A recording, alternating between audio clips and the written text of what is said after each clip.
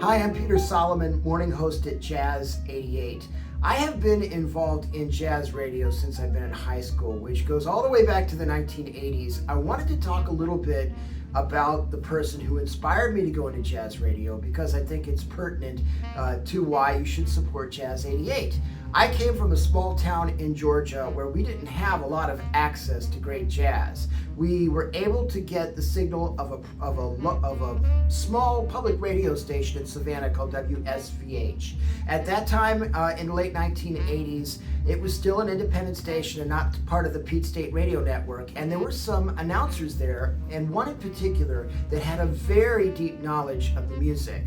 So there's one I'm thinking of in particular. His name was Larry Morrissey. I would tune in every single weekend and hear shows that he did on blues and on classic jazz and just his regular Saturday night program. And I would always walk away learning something. He had a succinctness in his approach. He was engaging. You could learn something if you wanted to, or you could listen passively. And it was, for me, a model of what jazz radio could be.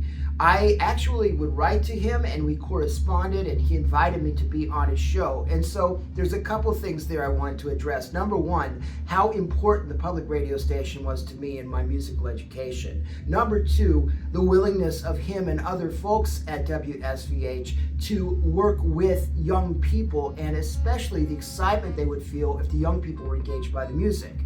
Now, skipping ahead to 30 years, now at Jazz 88, that legacy of jazz broadcasting is being continued. We are very relevant to the jazz scene in Minneapolis. We do our utmost to support the local music scene here. We have a big piece of our mission that relates to education through MPS Voices for featuring student talent on the air.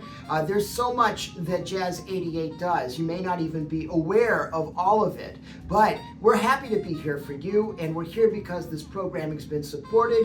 I try to respond whenever someone reaches out to me who's enthusiastic about the music, because I want to communicate my passion for the music to them. If you respond to that passion, if any of what I'm saying resonates with you, I hope that you'll act during this membership drive and give your support to this wonderful station, to this incredible resource for music and education in the Twin Cities. Go to jazz88.fm, and thank you.